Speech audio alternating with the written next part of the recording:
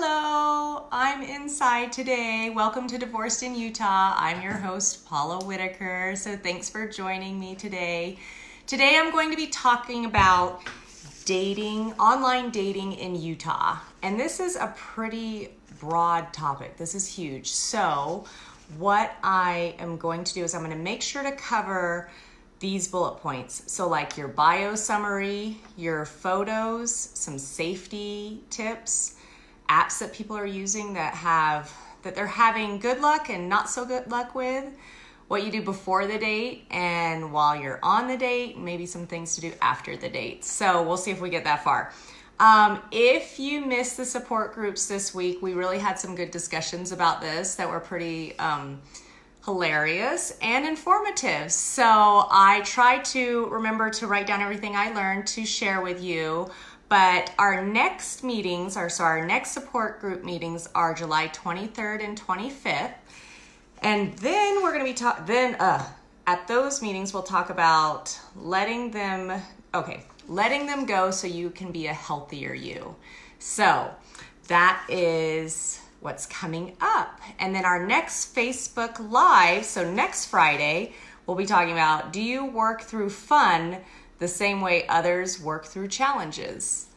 Okay, so don't miss those. But today we're going to dive into dating. Okay, are you ready? Okay, so here we go. We're going to start with selling yourself with your words in your bio, so in your summary.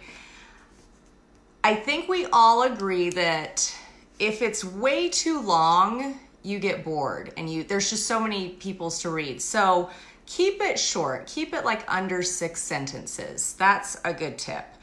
And remember, so when I'm scrolling, if I see someone that hasn't written anything, I think to myself, well, they haven't put any effort in this, so how much effort are they going to put in, dating and being in a relationship? So put effort in your bio. Put something there. You don't have to, and don't be negative. Say what you're looking for at the end.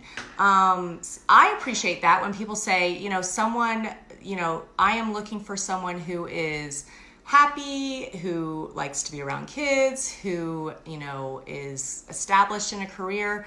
I appreciate that, and I'm sure that they'll appreciate that if you put it in yours. So I would put that. Okay, this is another thing. So when you're in business, they always say to create your ideal client. So you create them, like you make an avatar of them. So you have them be, like you put a name to them.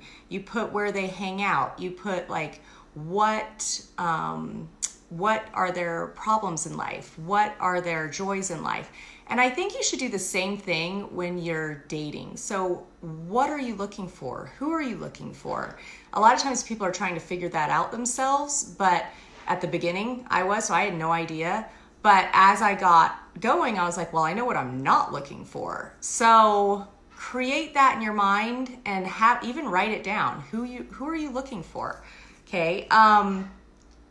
Okay, what are you bringing to the table? So don't ask for more than you're willing to give. So if you want someone who's working out, who, spends 2 hours in the gym, who makes a lot of money, who works a lot, are you doing the same thing? Are you going to bring that to the table, or do you just want to be taken care of? Or do you want someone to take care of your kids? Are you like, I don't know how to parent my kids. I just want someone to come in and do this for me. And are you going to be willing to help with their kids?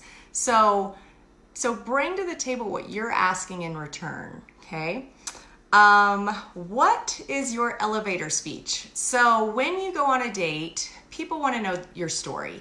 You don't have to go into a whole lot of stuff, and please don't, but you can just sum it up in, I would say, under 5 minutes. Make it as positive as possible and let them know your story. A lot of times I hear, because I'm a woman, I hear the guy say, I am on good terms with my ex. I don't know if that's always the truth. And you don't have to lie, but what they're looking for is this person going to be complaining about their ex all the time? If they can't handle their relationship there, what are they going to do with me?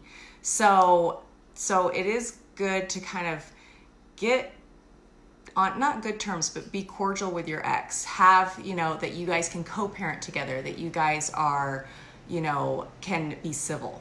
That's important. So come up with your elevator speech. And how you can do that is honestly by talking to people, talking to your friends. That's how I figure things out. I can write things out for days, but if I don't practice it, then I'm not going to remember it. So try to talk to your friends and tell them, why you broke up or whatever happened. And the more you tell it, the more it'll be ingrained and it'll just slide off the tip of your tongue. Okay, let's see. So your photos, okay, these are the type of photos that I would put on your profile. So you need a professional photo. So one that you look like a business one, that people can take you seriously, that you are responsible, that you have integrity, a nice, professional photo. Then, and I call them a headshot. You need one that says that you can have fun. So like a funny one, you can be doing something crazy, but it says, this person has a sense of humor. They're not serious. They're not uptight all the time. Oh my gosh, for goodness sake, smile. I've seen so many photos, and it's mainly because from men that there's no smile. And so you think, is this person, I don't know if I want to be around that person because they can't even smile for a photo. So smile. Another one that you need to put on is something that you do, and it can be, okay, so for me it's golf. I would love to golf with people, so I put a photo of me golfing. You could put a photo of you hiking if you want others to hike with you. You can put a photo of you camping, something that you love to do, that you would love others to join you in. So that's a good one. And then one of you, let's see, okay, I'll tell you don'ts, but okay, we got the professional one. Oh, make sure that you do one with like at least your waist up. And I know I've heard, some people say, I'm not going to do that. That's not who I am. But honestly, if you saw someone's profile or, and you just saw a bunch of headshots, then you wouldn't want, you would say, okay, what is their, I got a phone call, sorry guys. Anyway, you would say, what do they look like? Is this who they are? Also make sure to do recent photos. Don't do photos that are not current, because you would want the same from someone else, right? Don'ts. Okay, I don't know. I do think I speak for a lot of the women.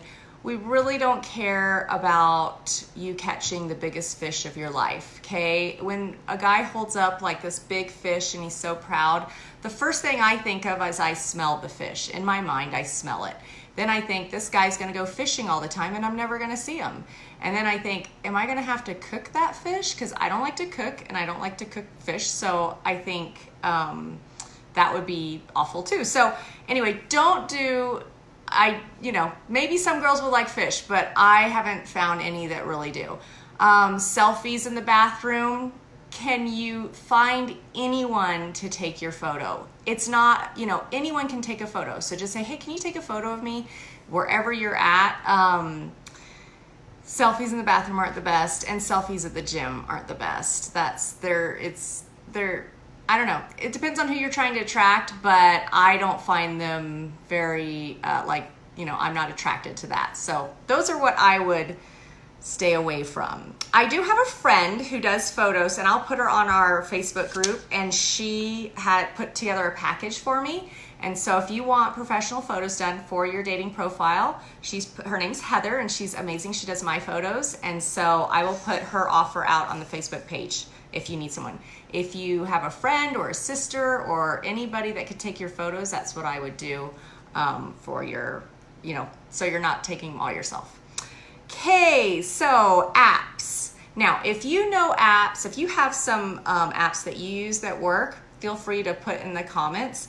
But I learned last night of a new app from a lady last night, and I would say her name if she would be okay with that, but I won't unless I hear okay. But it's Hinge. I've not heard of Hinge, Hinge, and she loves it and says it's been great. So that's a new app that I've not heard of. So if you've used it, I would love to hear from you. But go check out Hinge. She says that would be her number one.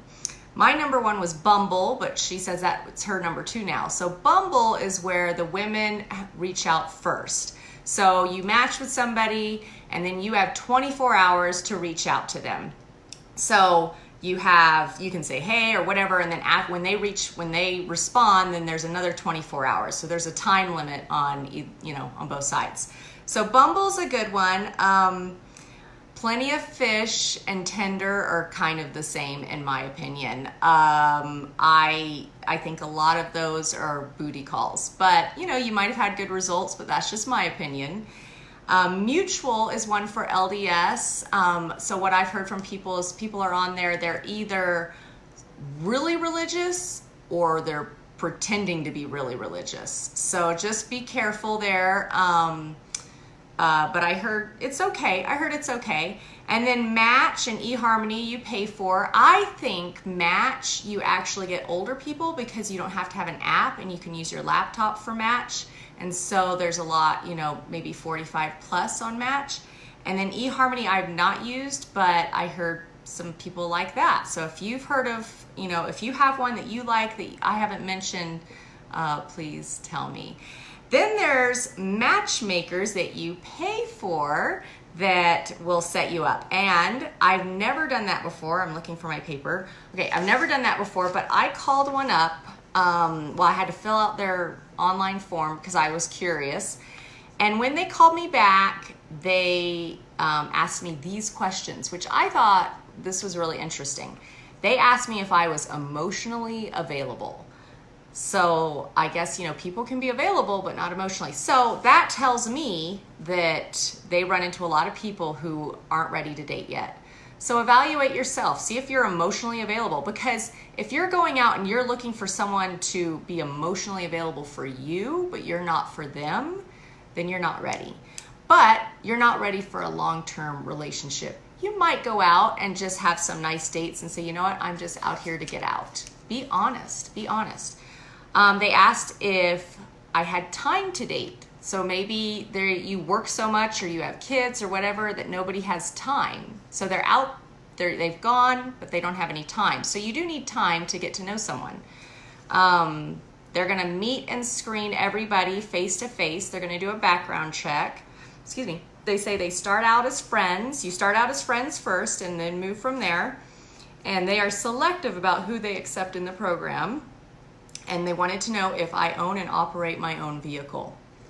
Apparently some people can't get to dates or they need to be picked up. I actually have heard some stories on that. So they wanted me, I had to go in, I didn't go in, but they wanted me to go in. They wouldn't tell me how much they were gonna charge, and they wanted me to go in. And I said, how long is that appointment? They said 60 to 90 minutes. So I thought that was probably gonna be a hard sell, like, what are those? Anyway, a hard sell. And so I was like, I don't have time for those. So I did not go in. So then someone told me about It's Just Lunch. So I looked into that and it looks like it's the same type of thing, but the price, I finally got a price on that one, is between $1,300 and $2,000. And I don't know what that includes. It's memberships. There's different packages. But online, the review was 6.8 out of 10. And I've, of course, read horrible reviews and great reviews. So I think if they met someone, they got a great review. If they didn't meet anyone, they got a horrible review. So a lot of people didn't like that they couldn't look through the database, that they had to rely on the service to do that for them. But I think that's why you're paying them. And people are private, right? So there are those options as well. Okay, so we've got through the apps. If you know of any apps, let me know. Okay, so now we have some safety tips. So I think you should get a Google Voice number instead of your own cell phone number, because if you give out your cell phone number, they can look you up and research you and find stuff, even probably find out where you live. So I liked having a Google Voice number because then it's separated. I didn't have in my phone, John number 2 Bumble. So it it gave me a little bit more organization and safety. So meet at a public place. Don't meet at their house. If they say, hey, come, pick me up or come drive to my house, no, meet at a public place. Also, tell someone where you're going. I would do a screenshot of the person and send it to my friend. Say, this is everything I know about them. We're going to go to this Starbucks, and then I should, and if you don't hear from me in 2 hours, please call and start looking for me. I also heard last night, a lady said she drops a pin. So wherever she gets, she drops a pin and sends it to her friend. And I thought that was great. That was brilliant. So you could do that as well. Catfishing, if you don't know what that is, that's someone who's pretending to be someone who they're not. In fact, I turned on the news today, and apparently the person was she thought this teenage, it was on Snapchat, and she thought it was a girl that was a teenager and went to the apartment, and it was a guy, a 20-year-old guy, and he, I guess, raped her. I don't know what happened, but it is a serious thing. So just be aware of that. If they're not going to meet you, then you know that something's up, that they're not that person. Or if they're not going to meet you, you don't even want to, why keep texting, right? For the first date, I would do coffee or soda. So it helps you guys get to know each other. You're not there for a whole meal. You can keep it casual. And if you want it, if it turns into something, more, then great. It's, not a huge commitment. Just do something simple. I would research them. Research as much as you can. Whatever you have, just kind of see if they're on Facebook, look them up. I found it if someone said, I kind of Facebook stalked you and researched you, I thought that was nice. It told me they were interested in me, that they were thinking about me, and that they were going to look me up. I didn't think there was a problem with that. Some people say they found that a little creepy, but everyone's different. So I thought it was fine. I also had a friend who did background checks. So she subscribed to a service that I don't know what all she had to get from him, like first or last name, I don't know. And so she told him, hey, I'm going to run a background check on you, so I'm going to need this information. And I said, did they still go out with you? Did you still get dates? And she said, yes. In fact, they asked me, oh, could you share what you found out with me? So hey, everyone's different. But she said she could find out if they paid their child support, if they had been in jail, all kinds of stuff. So she was taking that very seriously. And if it works, that's great. If they're going to say, I bet you're the type of girl or guy who would never blank, that is a setup. You do not need to respond to that. Do not feel like you are forced to prove yourself. Just say, you know what, thanks, but no thanks. So just be aware of that. And you don't have to put up with any inappropriate or vulgar behavior. So some people are on those sites to argue and they have got so much anger. I had a guy get mad at me. I didn't like his haircut, or I didn't like his hair color. I don't know. This was years ago. But he was just so mad, and he kept, arguing, and I thought, I'm done. And so I didn't respond, and that was actually the best thing I could do, but he did not like that at all. So I block them, delete them, report them. You do not have to put up with that, okay? Let's see. Okay, before the date, okay, easier said than done, but try to call them or Skype them. It does work. There were several that I had a phone call with that I was like, oh my gosh, I'm so glad we called and we didn't meet, because they talk about either life or their ex or whatever, and I thought they're not ready. So that would be good to do. And I think I put on there, one time this guy coughed like every minute, and had I done a phone call, I would have known he is not feeling well and will not be able to do a date well, and so I should not go out. Instead, I went out and wasted a lot of time and couldn't focus on anything but his cough. Try to meet as soon as possible. So if they are not going to, you know what? Okay, this is my thing. Someone can be completely different on text than in person. In fact, I dated someone that I said, did you outsource your texting because they were completely different on texting than in person? And the thing is, you're not going to be texting this person if it's a long-term relationship. You want to know that you're good with them in person. So try to meet as soon as possible, and don't, some people have said if they text a lot, like a lot of long, sentences or like a summary, then they're really good with texting and not good in person. And if they text short things, then they're better in person. I have not found that to be true. Maybe you guys have, but I have found it varies. I have found you can be completely different over text than you can in person, and so it's better to just meet right away. If they delay the meeting, you know that they're probably not interested or they're not who they say they are, so I would get rid of them. If the profile says no drama or no crazies, okay, obviously, if they're saying no drama, no crazy people here, please, they're a magnet for that, so stay away. Because some people, the people that I have found that have the most drama in their life are always like, oh, I hate drama. It's like, well, you are drama. So anyway, I would stay clear of them. Okay, on the actual date, be confident, have your elevator speech down, have your story down, say what, and listen to theirs.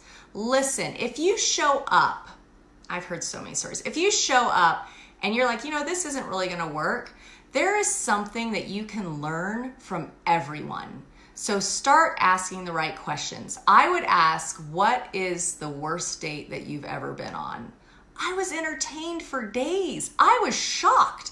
And so I thought, my gosh, how are these people out there? So I loved hearing those stories. You can find out, what do they do for work? What do they, it really is all about asking the right questions and listening, because a lot of times people, and I'm guilty of this, a lot of times when my kids talk, it's like I'm hearing, but I'm not hearing. And people know that, so try very hard to really listen and to ask follow-up questions so they know you're listening. And think, what can I learn from this person, right? And it's an opportunity to practice. Like with everything, I think it's the worst thing, and I've heard of guys do this when they go. I've heard some guys go in and they'll see the woman sitting there, and they're like, "Oh, she doesn't look like her profile," and they've left. They didn't even go in and say hi. And I think, and I had a guy tell me that. That was the biggest turnoff ever. That's just, anyway. So there's always, you can practice all your speech, you can learn something from them, you can hear stories, you can tell stories. So if they don't click, you don't have to leave. I know your time is valuable, but respect their time too. You know what I mean? You don't have to just end it right away. You can go a little short, but don't just say, and sit down and say, this is not going to work, I'm going to leave. I would feel bad if someone did that to me. In fact, it would make me kind of bitter toward dating. And I think I hate when I hear people have experiences like that, because dating can be fun and it can be exciting. Look nice. So try you're going out. The fact that shows that you care about their time, you respect their time, and you respect them to make yourself look decent. So that is important. Have a pleasant conversation. We kind of, talked about that. And, just be civil and be nice and be honest. Now, after the date, if it doesn't work out, in the beginning, I think this is the hardest part to do, to tell someone that you're not interested. It's so much easier to just ghost them and leave, right? It's easier to just delete them and not talk to them again. And I am guilty of that. I did that in the beginning because I was too scared to face them and I didn't know what to say. So this is what you say. You can say, you know what? I had a really great time. I enjoyed it. I don't feel that there's a connection, but I would love to, maybe stay in touch and be friends, if you want to say that, or good luck to you. Thank you so much. I've really enjoyed meeting you. You can do that. And you know what? I did that and I was so scared. I was so scared, and the response was really nice. It was like, thank you for letting me know. Thank you for telling me. And so people appreciate that. We want that too. I think, as women, it's like, why hasn't he called me? Why hasn't he texted me? And it's like, it eats you up inside. So if they would just say, you know what? You are very beautiful, but I don't feel that there's a connection. Guys, say that. That's a good one. Because, of course, women are going to think, oh, is it, how I look? Just say, you know what? It's not, you're beautiful. I don't feel like there's a connection, but I had a great time, and I'm so glad I got to meet you. So that's what you can do if it's not working out, or if it doesn't work out. And then, of course, afterwards, if there was a connection, keep going. And then that will, I don't have any advice after that. So let me know what you guys find out. And that is all I have for today. I did hear, if it's your first, if you are just starting to date after your relationship, so you're in 0 to 6 months, you don't need to tell people you're looking for a long-term relationship. You can say, I just got out and I'm just out here to meet some people and to get out of the house and have some fun. And that is okay. That is okay.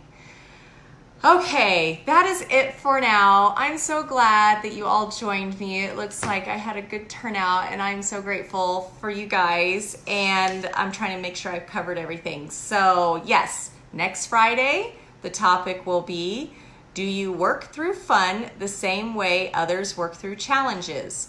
That's a confusing topic for some. That hits right home for me because I'm that person that goes to Disney World and says, these are the rides we're going to ride in order and go, go, go. And I got disconnected from my fun self when I, started having kids and had to be responsible.